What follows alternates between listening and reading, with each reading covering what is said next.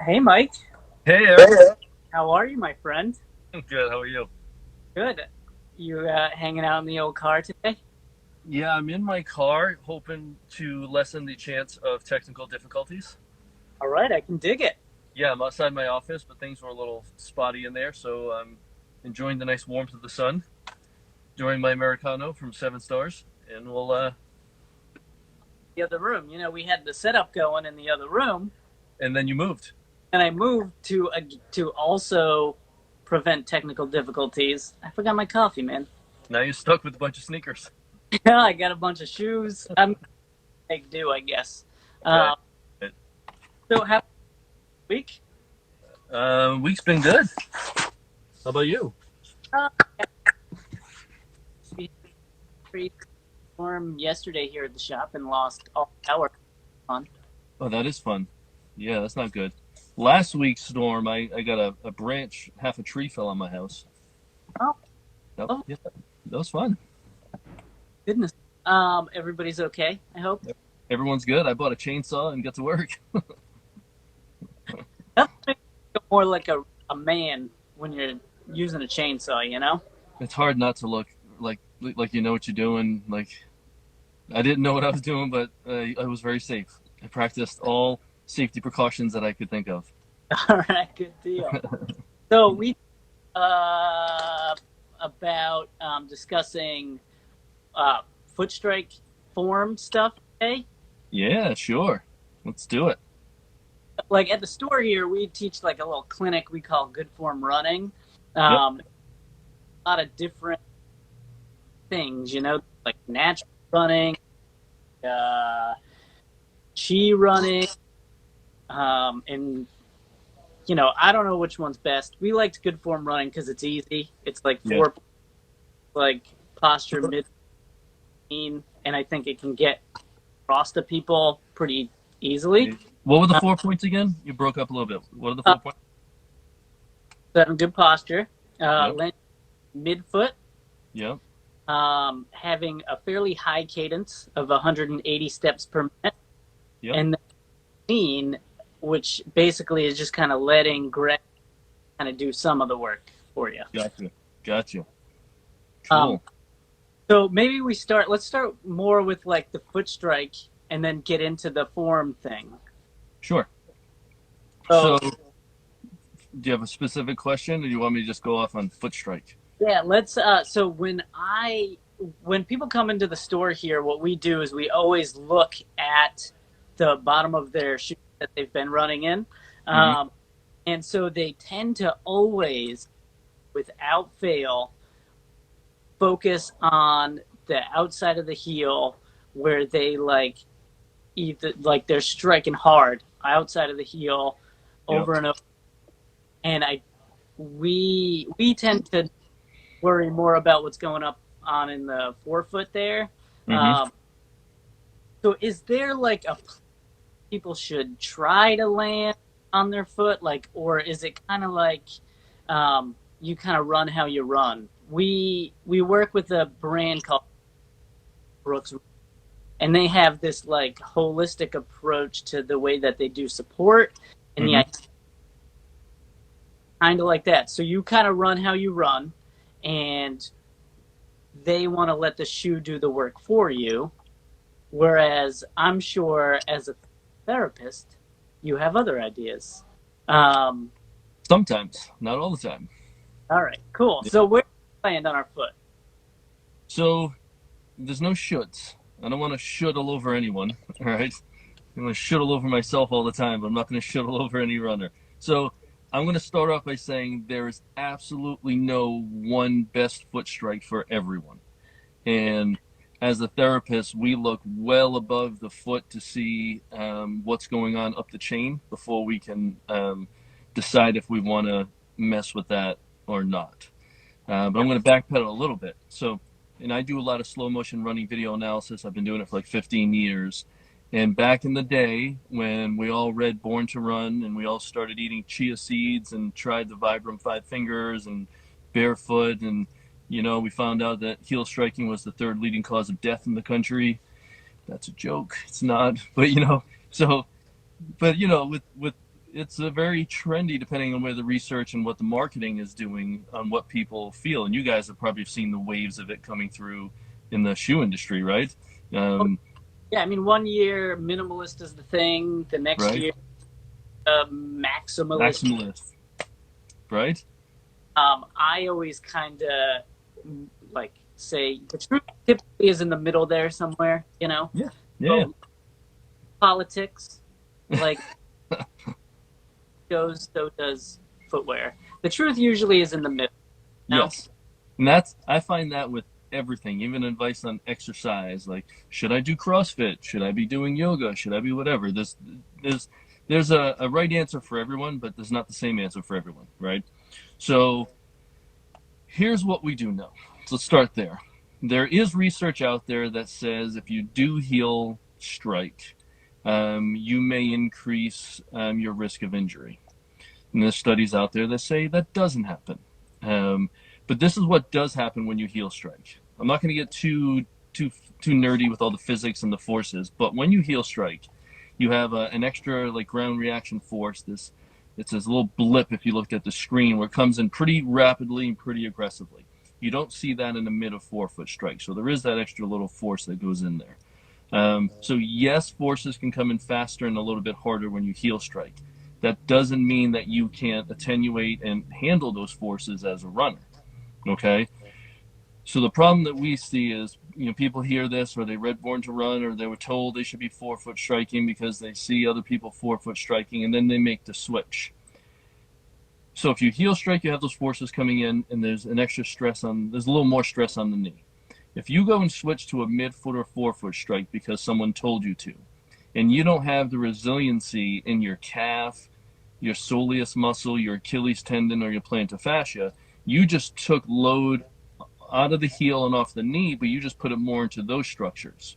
And if you're not gifted or you haven't been working on the strength of those muscles and tendons, now you're putting those muscles and tendons at more risk of an injury. Does that make sense? Like, when folks used to come in and ask us to transition to these lightweight shoes, and then Yep. they go from zero to hero. They want to go from your Brooks Adrenaline into a Vibram Five Fingers, and they want to. I Yeah. want to Yeah. hop in there, and 2 weeks later, in the shoes because got plantar fasciitis. They're shattered one of their. Metatarsals. You're So, right. like, you got to work into this. You know? Yeah. So, all right. So let's backtrack. If someone came in and said, "Well, I want to go forefoot striking," like someone came in to see me, I would say, "Why?" First of all, like, why do you think you need to make this change? If someone is a heel foot striker, but they have no risk, they have no injuries, they are not injury prone, they're doing pretty well, they're running the mileage they need to run, they're running fast enough. It all depends on why they're running. Are they running to race? Are they a professional? Are they a college runner, high school competitive athlete? Or are they just an old schmo like me who just wants to run for exercise? So the why is a big important factor to consider. So I don't like to switch people if they're doing well. If someone comes in and they are injury prone, especially in one body part, then we'll look at the form. We'll look at where they strike on their foot, but we'll also look at some other things at the pelvis and knee to see if we can paint a picture of, okay, I think I know why there's an increased load onto your knee, and this is why, and we can see that in the video. The commonality that I've seen, I call it the trifecta. What I kind of cringe at a little bit when I see, if I'm looking at a runner from the side, if they are an aggressive heel striker, so there's a lot of dorsiflexion on that ankle, and their knee is straight, and they're overstriding, they're hitting way out in front of their center of mass.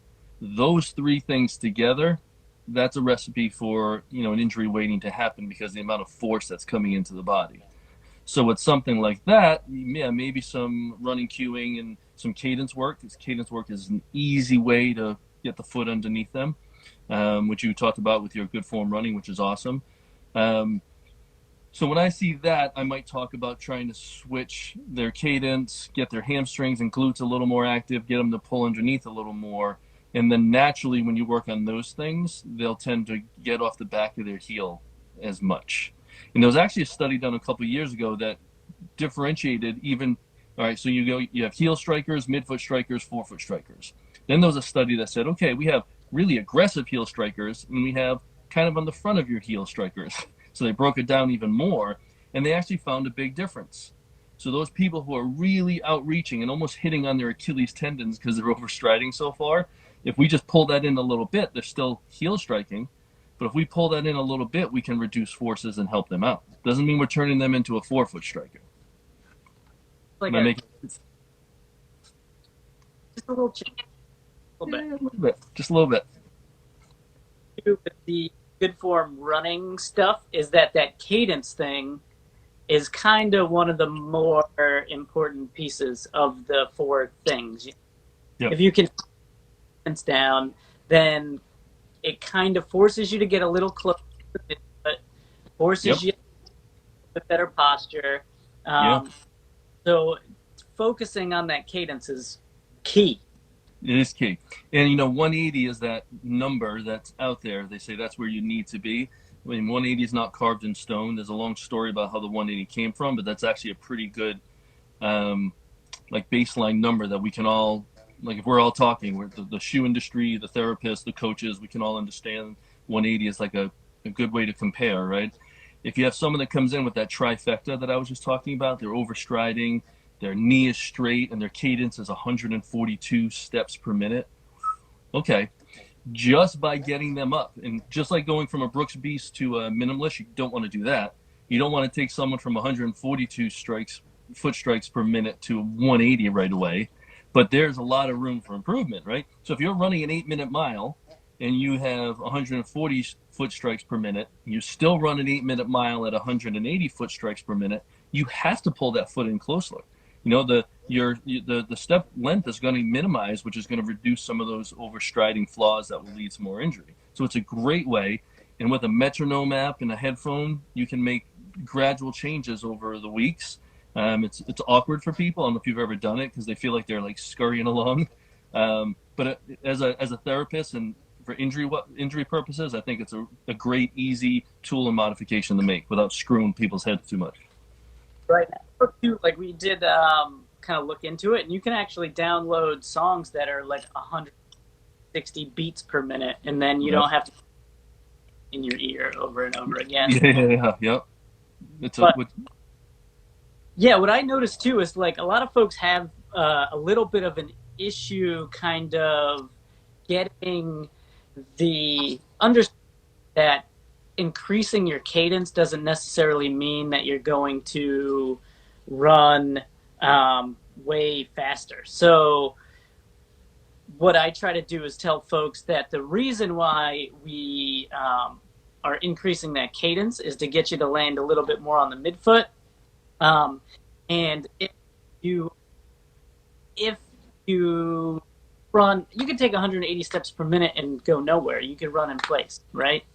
It's basically just trying to force them to shorten that stride up and get that foot under their hip.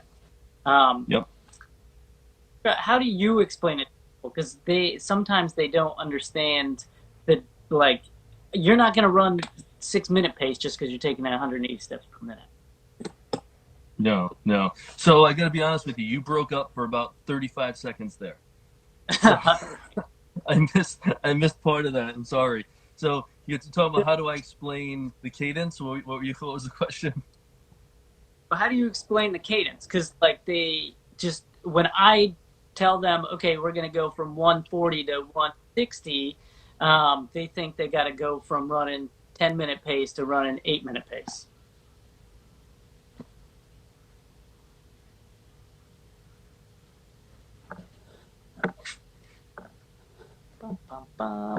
Oh, Mikey.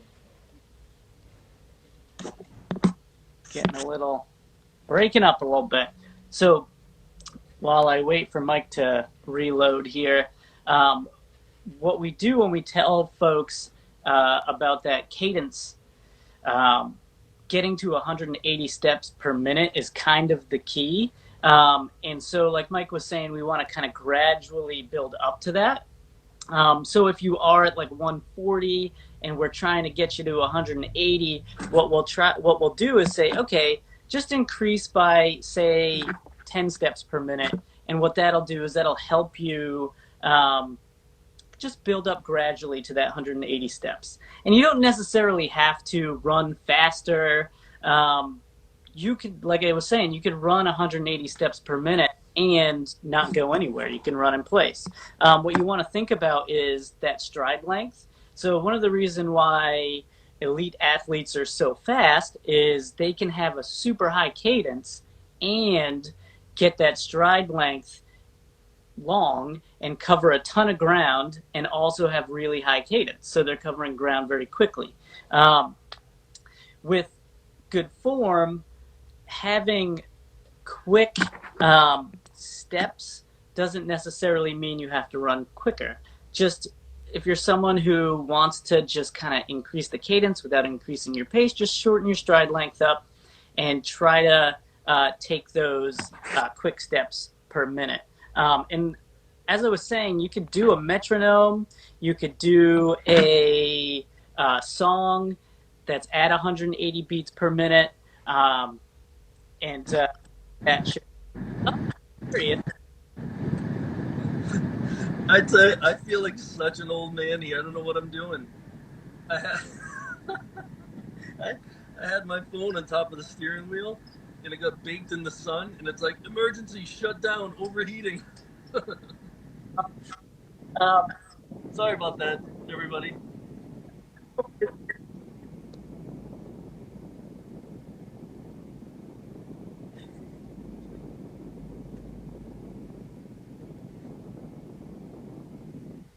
it don't have to necessarily run really quick if you're at steps per minute.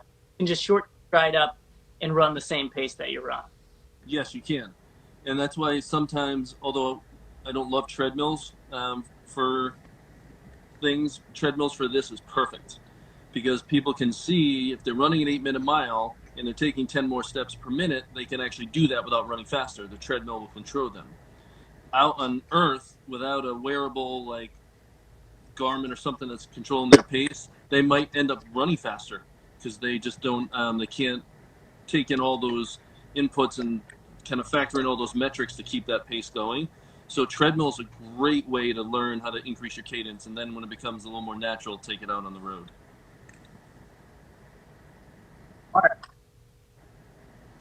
I don't know how to do this Instagram live stuff, but I might know a few things about running.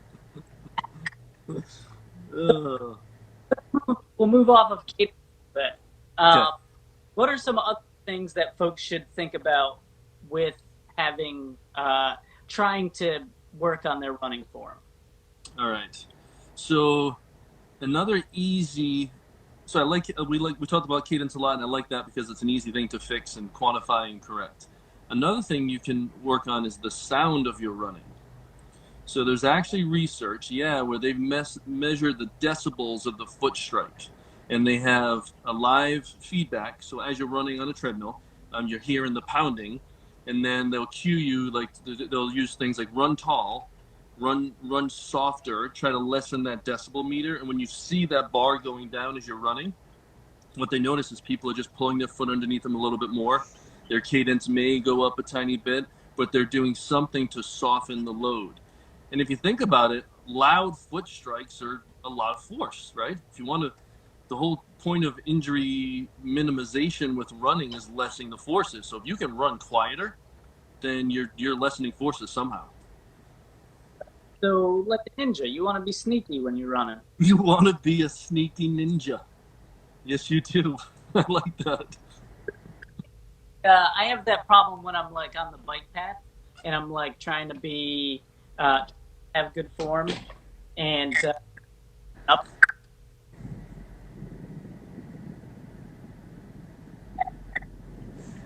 I'm sorry, say it again. You feel bad?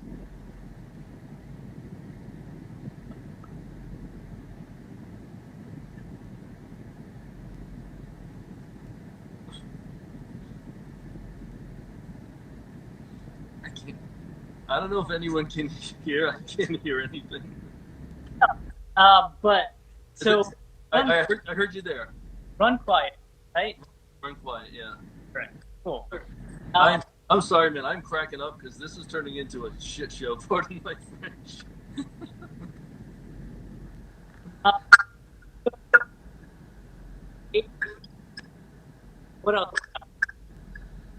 Let's see. So another easily to monitor is arm swing. All right. So typically in running, your limbs want to go front to back. That's pretty much it. Like running, you're going straight ahead. So legs are going flexion extension. Arms should be going flexion extension. When you see those runners who have a lot of torso rotation, or if their arm is swinging across, so I call that an energy leap. That's extra forces and rotation of your trunk that you now need to control. So one is to find out why they're doing that, because it could be as simple as you have really tight pecs because you're sitting on a computer all day long, and because your shoulders are rounded forward because of bad posture that happens. Or sometimes there's weakness in the hips and you have this rotation effect, like inadequacy going on in the lower body, and your arms are trying to compensate for it. So it's like an engine light. It could indicate that there's something else going on, but a lot of times with that, you just cue people, keep the hands by your side. Don't let them cross over midline. They can come into your body here. You just don't want them to cross all the way over. So that's another easy one.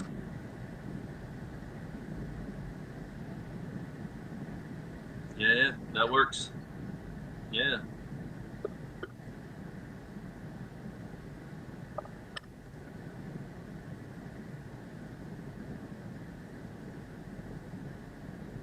I really wish I could read lips better, and I don't. I don't know if it's me. If anyone listening live, like, send us a message. Can they hear Eric, or is it just me? Yeah, I think it's me.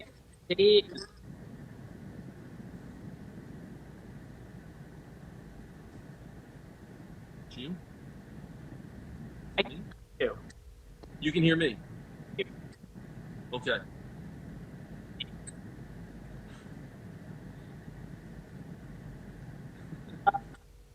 Hmm. All right.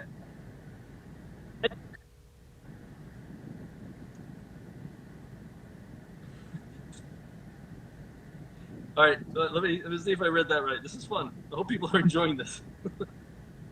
Did you just ask if there are exercises to do to improve running form? All right. Depending on what we're trying to improve, yes.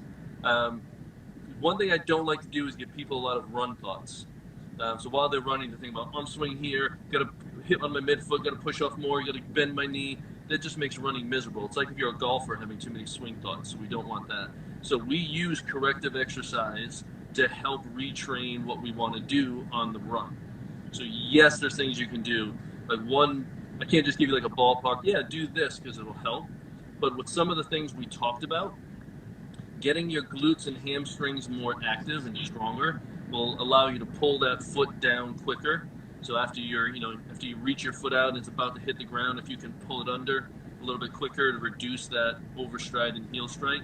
So, if you don't have access to a gym and you got a big stability ball at home lying on your back, put your heels on the ball, do some hamstring curls, do some single leg hamstring curls.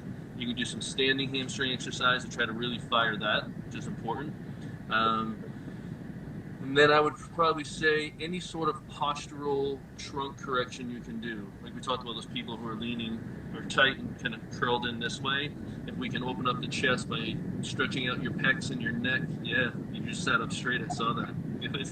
So if you can stretch out, a lot of times the posture is from tightness in the front, not necessarily a problem going on in the back where we'll feel it. But any sort of stretching to the front of your hips, front of your chest, that'll open you up. That'll get you to run taller, and I can almost guarantee that you'll start running quieter. Your arm swing will straighten out, and you'll get a little less of that high force coming in just by getting a little bit taller in your body. I still can't hear you. All and All right. Well, I hope if everyone can hear me, thanks for tuning in. I hope this was as comical to you as it was to me. We're gonna work this out, Eric, before next Thursday. Thursday's at 10:30. We're doing our thing. We're gonna have spot on. We're gonna have volume. We're gonna have pyrotechnics. It's gonna be good next week. Gonna be fantastic. I heard that. Good, all right, good. Now I can hear you. Now that we're done. Oh, fantastic. All right. Well, I will see you next week. All right. And